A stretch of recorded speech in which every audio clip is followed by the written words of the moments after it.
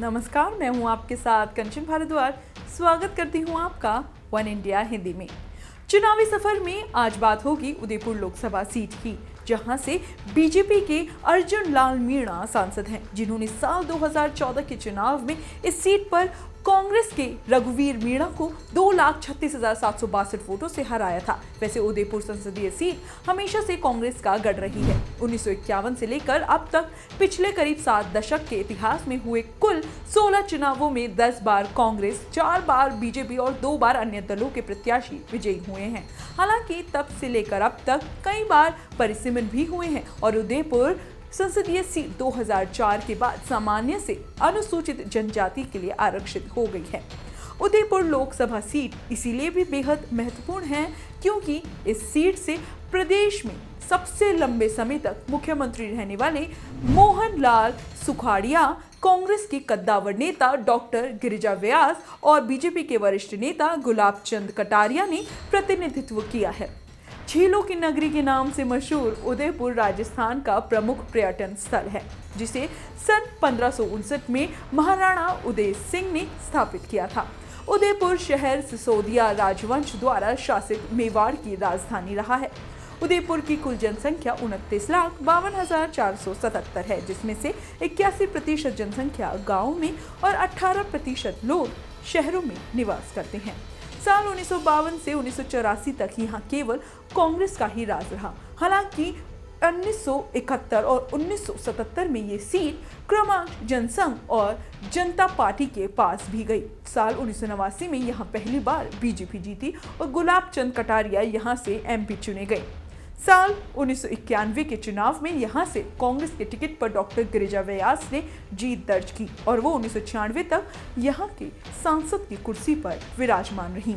लेकिन 1998 का चुनाव यहां बीजेपी ने जीता। लेकिन 1999 के चुनाव में कांग्रेस के टिकट पर डॉक्टर गिरिजा व्यास ने फिर से जीत के साथ वापसी की। लेकिन साल 2004 के चुनाव में फिर यहां पर कमल खिला और किरण महेश्वरी यहां से जीतकर लोकसभा पहुंची।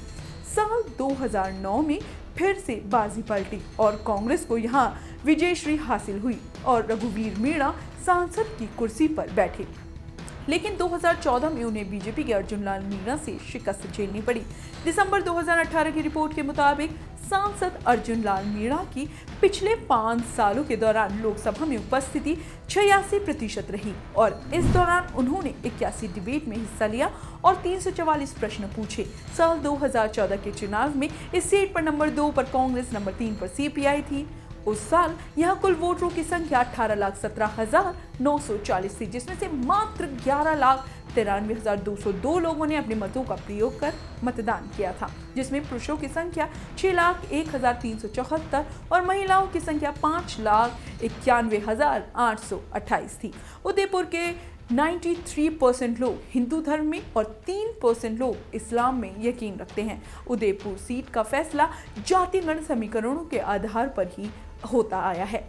पिछले कई चुनाव में राजस्थान में राजपूत, ब्राह्मण, वैश्य एकजुट होकर बीजेपी के पक्ष में और जाट, गुर्जर, मीणा और दलित कांग्रेस के पक्ष में मतदान करते रहे हैं, जबकि आदिवासी और पिछड़ी जातियों के वोट अलग अलग क्षेत्रों में स्थानीय समीकरणों के मुताबिक दोनों दलों में बढ़ते रहे हैं। यहाँ तक कि मुसलमानों में भी ज्यादा तादाद कांग्रेस के लिए वोट करती रही है, लेकिन एक हिस्सा स्थानीय बीजेपी नेताओं के लिए भी वोट करता रहा, जिसके आधार पर झीलों के नगर में कमल खिला था। तो वहीं कांग्रेस अपने पक्ष में जाटों, गुर्जरों, मुस्लिमों, मीणाओं, दलितों, पिछड़ों और जनजातियों का मजबूत समीकरण बनाकर जीत की तैयारी कर रही है। उसे बीजेपी के परंपरागत जनाधार राजपूत और ब्राह्मण और वैश्यों की सरकार से नाराजगी से भी फायदा मिलने की उम्मीद है।